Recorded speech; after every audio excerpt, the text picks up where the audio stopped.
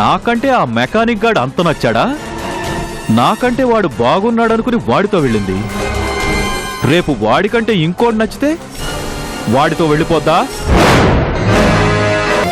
పోనీ హాస్టల్లో ఉంటాను. అంటే నువ్వు వెళ్ళి హాస్టల్లో ఉంటే చూసేవాళ్ళు మమ్మల్ని ఆడిపోసుకోవాలనా? ఇంకా ఆలోచించడానికి ఏం లేదు. తొందరగా వచ్చి కారెక్కు. నేను ఇంటి దగ్గర దింపి మళ్ళీ నేను హాస్పిటల్కి వెళ్ళాలి. మమ్మీ, ఆంటీ మనతోనే ఉంటుందే.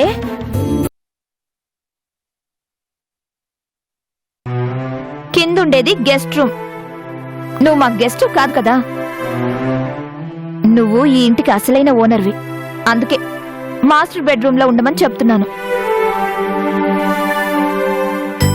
లేదంటే ఆయన కోపం వస్తుంది. నిన్ను గెస్ట్ లా చూడటం ఆయనకు అస్సలు ఇష్టం ఉండదు కదా. ఏంటను ఇంకా అలా చూస్తున్నావు? ఆంటీ తొందరగా తీసుకెళ్ళు. పదండి ఆంటీ.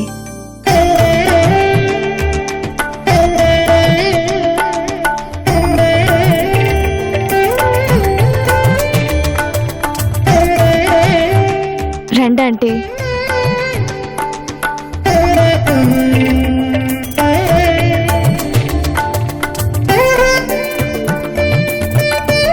మమ్మీ ఏంటి అలా మాట్లాడుతుంది అనుకుంటున్నారా ఆంటీ? అవును, మా మమ్మీ అంతే. కోపం వచ్చినా అభిమానం పెరిగినా అలాగే మాట్లాడుతుంది. అవేం పట్టించుకోకండి ఆంటీ. పైగా మీరు ఎన్ని అవమానాలు చేసినా అవేం పట్టించుకోకుండా డాడీకి మమ్మీకి హెల్ప్ చేశారు కదా. ఆ గిల్టీనెస్తో అలా మాట్లాడుతుంది అనుకుంటాను. మీరు హాయిగా రిలాక్స్ అవ్వండి.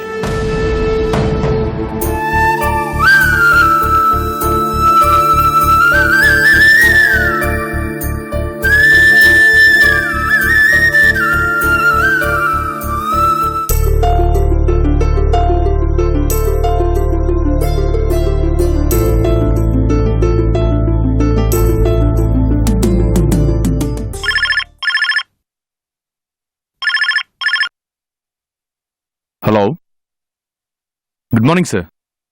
చెప్పండి. థ్యాంక్ యూ, చాలా సంతోషం సార్. అలాగే సార్, ష్యూర్, తప్పకుండా పంపిస్తాను. ఓకే సార్, ఉంటాను.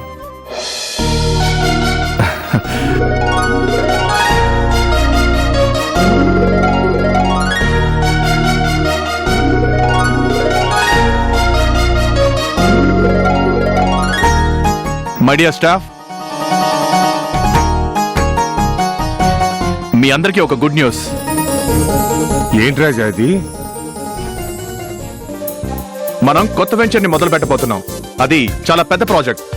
500కి పైగా రో హౌసెస్ ని మనం కట్టబోతున్నాం. నిజంగానా రాజా? అవును మూర్తి గారు, ఇప్పుడే ఫోన్ వచ్చింది. ఆ ప్రాజెక్ట్ మనకే అలాట్ చేశారు. అది మాత్రమే కాదు, ఇంకో 1000 ఫ్లాట్స్ కట్టడానికి కూడా మనకి పర్మిషన్ వచ్చేలా ఉంది. ఐ థింక్ ఆ 2 ప్రాజెక్టులు మనం ఇంకో 1-2 నెలల్లో మొదలు పెట్టచ్చు.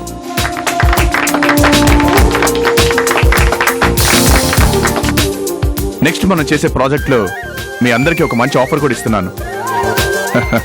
సగం రేటుకే మీ అందరికీ ఇళ్ళు కట్టించిస్తాను.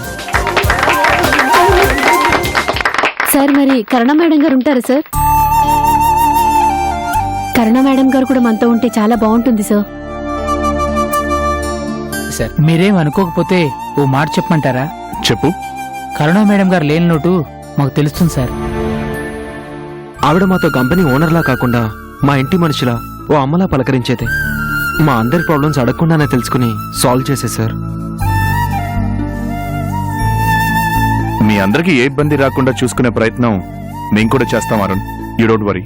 మీరు చూడటం లేదని కాదు సార్, కరుణ గారుంటే ఆ ఇన్స్పిరేషన్ వేరు. ఆవిడ పని వాళ్ళతో పాటు ఒక పని మనిషిగా మారిపోయేవారు. అందరితోనూ చాలా కలవిడిగా ఉండేవారు. మీ మీద అభిమానంతో జీతం అవసరం లేదని జాబ్లోకి వచ్చాను సార్. కానీ కరుణ గారితో కలిసి పనిచేశాక ఇంతవరకు మేము జాబ్ చేస్తున్నాం అన్న ఫీలింగే లేదు సార్. మా ఇంటి పని మేము చేసుకుంటున్నాం అనిపిస్తుంది సార్. అలాంటి మనిషి అప్పుడప్పుడైనా రావాలి సార్. తప్పకుండా వస్తుంది. ఎందుకంటే ఈ కంపెనీ తను ప్రారంభించిందే. రాజా కన్స్ట్రక్షన్స్ కి చైర్పర్సన్ ఆవిడే. ఈ కంపెనీ మనందరిది. కరుణ ఎప్పుడు మనతో పాటే ఉంటుంది. నేను తనని తీసుకొస్తాను. చాలా సంతోషం సార్. మీరందరూ తన మీద ఎంత అభిమానం చూపిస్తున్నారు అంటే తను తప్పకుండా వస్తుంది. మనందరితో కలిసి పనిచేస్తుంది. Now you please get back to your okay sir.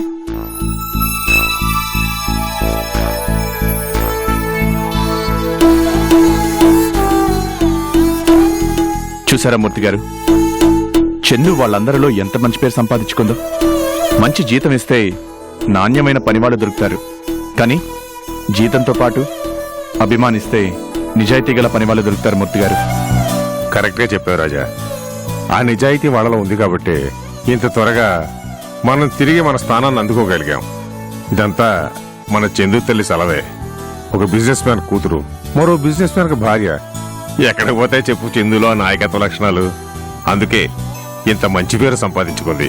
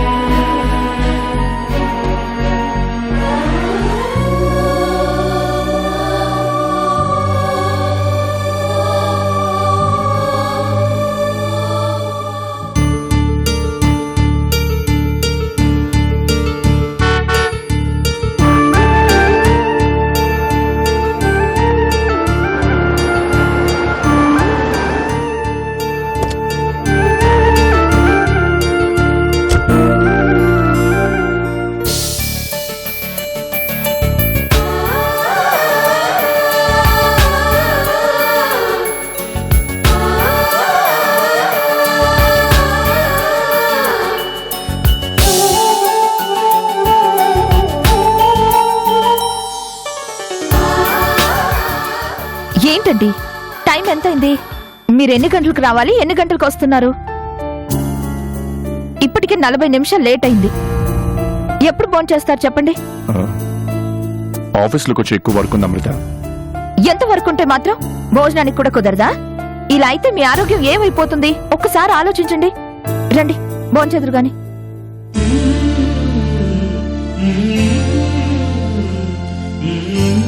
కూర్చోండి.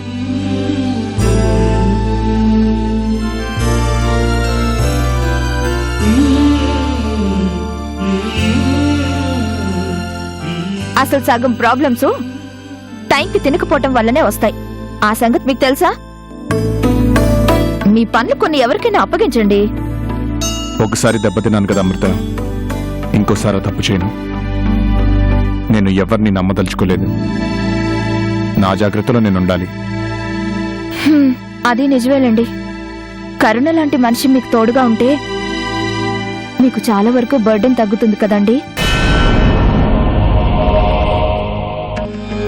మీరు తింటూ ఉండండి, ఇప్పుడే వస్తాను.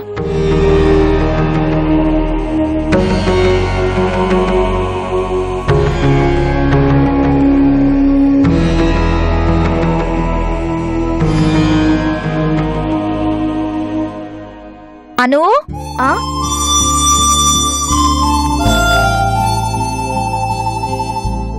మమ్మీ, ఆవిడ్ని భోజనానికి తీసుకునిరా. అలాగే మమ్మీ.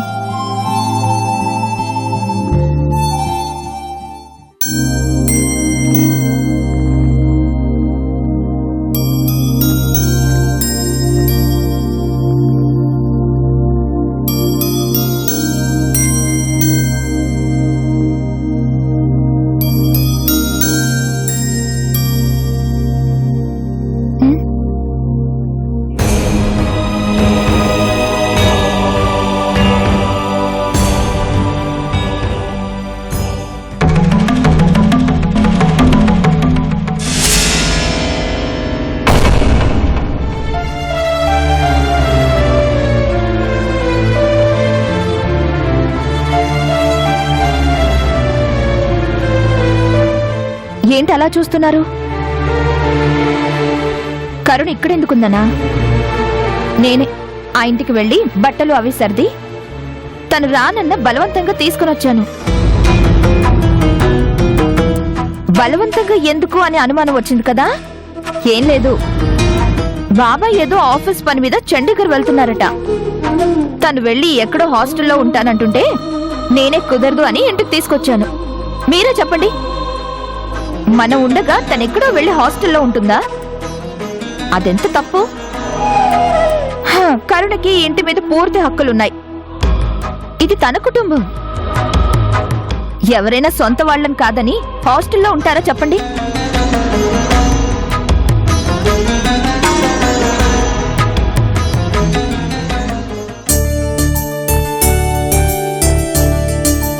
తనకి ఇక్కడ ఉండాలనే మనసులో ఉంటుంది, కానీ పాపం బయటపడదు, అంతే.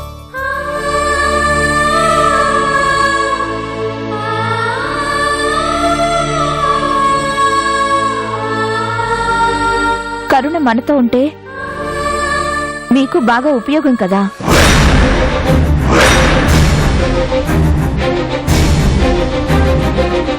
ఆఫీస్ పనుల్లో నిజాయితీగా ఉంటుంది, మీకు చాలా సహాయం చేస్తుంది కదండి.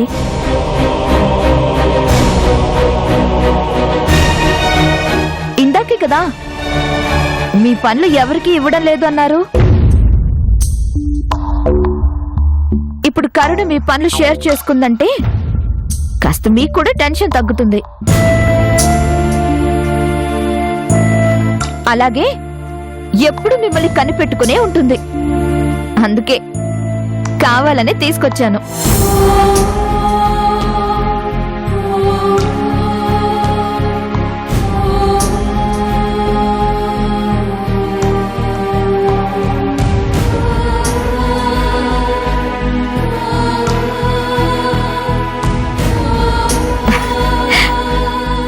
మీరు తినడం మానేసి ఒకరినొకరు చూపులతోనే తినేలా చూసుకుంటున్నారేంటి? ముందు భోజనం చేయండి.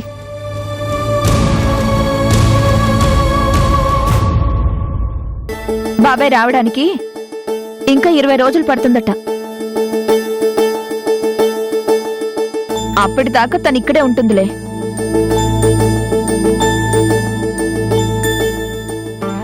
తినండి.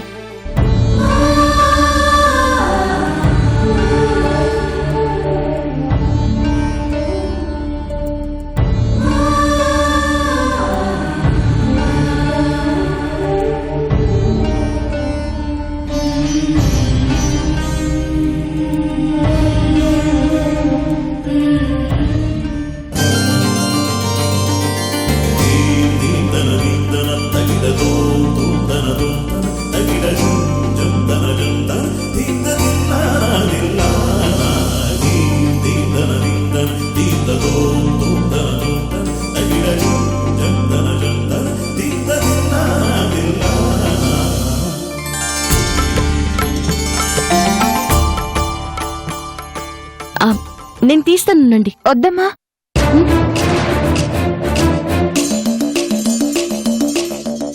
ఇప్పటికి చేసింది చాలు.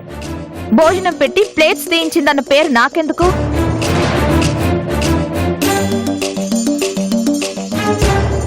చక్కగా భోజనం చేసావుగా, అది అరిగేదాకా ఆయనతో మాట్లాడుకుంటూ కూర్చో. అను, ఈ ప్లేట్లు తీసే.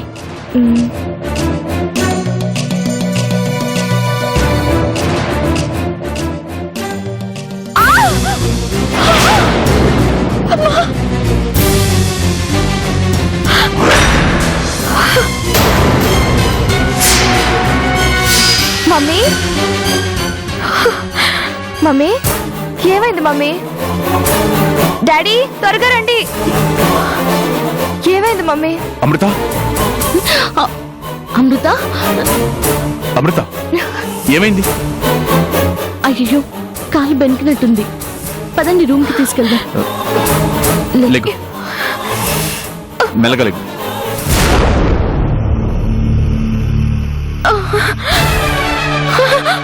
జాగ్రత్త.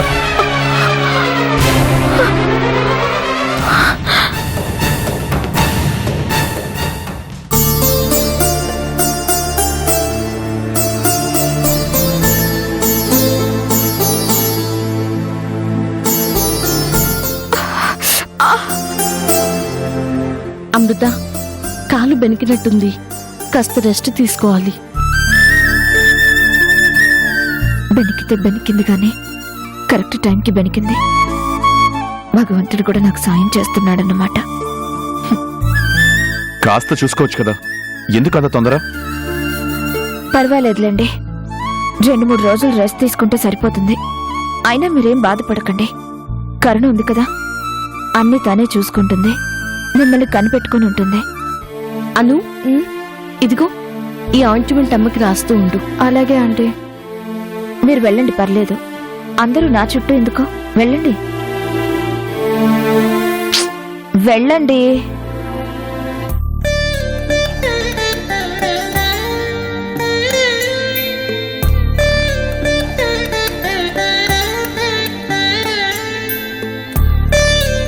ఏమండి, నేను కావాలని రాలేదండి. నేనెంత చెప్పినా వినకుండా అమృతే నన్ను తీసుకొచ్చింది. పర్వాలేదులే, నీ ఇంటికి నువ్వు వచ్చావు అంతే కదా, ఎప్పటికైనా ఇక్కడికి రావాల్సిందానివే.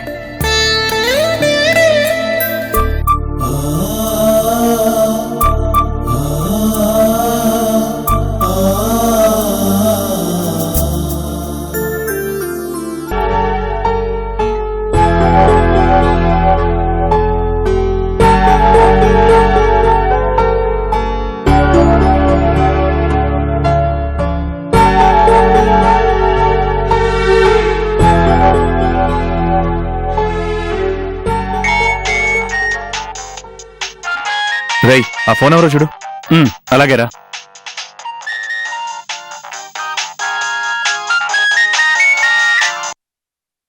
హలో హలో చిన్న, నేను రా, అమ్మని మాట్లాడుతున్నాను.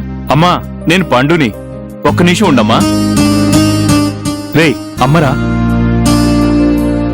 అమ్మా, ఎక్కడికి వెళ్ళావు? నీకోసం ఇంటికి వెళ్తే తాళం వేసింది. నేను రాజా గారి ఇంట్లో ఉన్నాను రా. అవునా?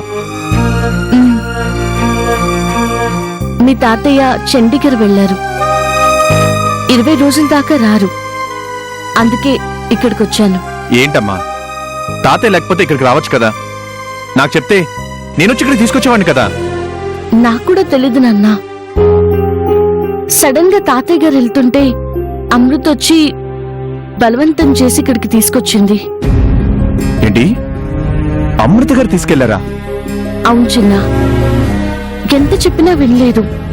నేనొద్దంటున్నా వినిపించుకోకుండా నన్ను తీసుకొచ్చింది. పోనీలే అమ్మా, అమృత గారు నిన్ను గౌరవంగా చూసుకుంటున్నారు కదా, అది చాలు. ఆవిడెప్పుడూ మంచి మనిషేరా, ఎవరినైనా గౌరవంగానే చూస్తుంది. కాకపోతే కొన్ని పరిస్థితులు ఒక్కోసారి మనుషుల్ని మరో కోణంలో చూపిస్తాయి. మొన్న నా దగ్గరికి వచ్చిందమ్మా, ఏదో రిపేర్ ఉందని కార్ చూడు అంది. కార్ చూస్తే ఏ రిపేరు కనిపించలేదు. ముత్తిని డబ్బులిచ్చింది. అను వస్తుందా, మీ అమ్మ వస్తుందా, రాజా గారు వస్తున్నారా అని అడిగింది. ఏం మాట్లాడితే ఏం ప్రాబ్లమో తెలీదు. అంతా ఏంటో కొత్తగా అనిపించిందమ్మా. ఆవిడ మాటల్లో ఆరా తీస్తుందో అర్థం కాలేదు, ప్రేమగా అడుగుతుందో అర్థం కాలేదు. ఆ మాటలో మాత్రం అజమాయిషి కనిపిస్తుందమ్మా. అమృత గారి మాట కరుకు గాని మనసు మాత్రం వెన్నెలాంటి చిన్న. సరేనమ్మా, నువ్వక్కడ సంతోషంగా ఉన్నావు కదా. చాలా సంతోషంగా ఉన్నానురా. ఏదైనా ఇబ్బంది అనుకుంటే ఒక్క ఫోన్ కొట్టమ్మా, వచ్చేస్తాను. నువ్వు ఇక్కడికి వచ్చేద్దు కానీ, సరేనా? అలాగే నాన్న, ఉంటాను. ఏంట్రా, ఏముంటుందమ్మా? రే, అమ్మ ఇప్పుడు నాన్నగారితో పాటు ఆయన ఇంట్లోనే ఉంటుందని తెలుసా? అవునా? రే, నీకు ఇంకో విషయం తెలుసా? అమ్మని ఆ ఇంటికి తీసుకెళ్ళింది ఎవరో కాదు, అమృత గారే. ఏంట్రా ఇది, ఇలాంటి షాకింగ్ న్యూస్లు చెప్తున్నావేంటి? ఏదో తేడాగా ఉందిరా. ఆ రోజు అమృత గారు ఇక్కడికి వచ్చినప్పటి నుంచి ఆవిడ మాటల్లో చేతల్లో ఏదో తేడా కనిపిస్తుంది చిన్న. తేడా లేదు, ఏం లేదు. అమ్మ రాజాగారి కోసం పడిన కష్టాన్ని తెలుసుకొని ఆవిడలో మార్పు వచ్చింది, అంతే.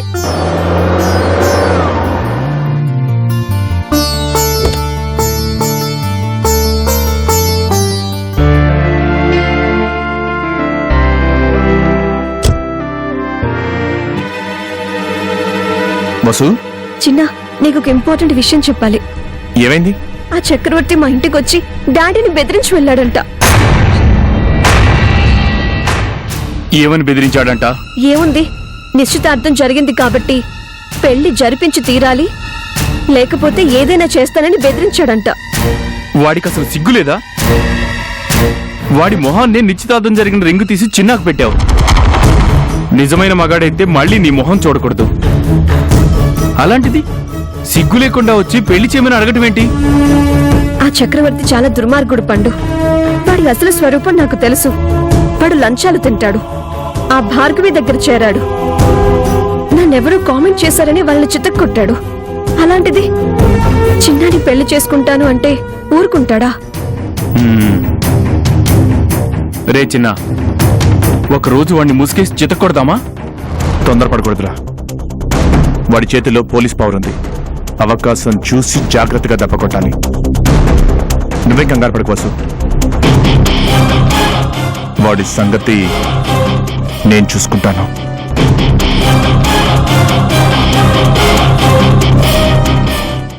అసలు అమృత ఎందుకు నేను తీసుకొచ్చిందో తెలీదు. మనిద్దరిని ఇలా వదిలేయటం చూస్తుంటే నాకు ఎందుకో కొంచెం ఇబ్బందిగా అనిపిస్తుంది. ఏంటి కరుణ అలా చూస్తున్నావు? నీ కొడుకు వడ్డించు.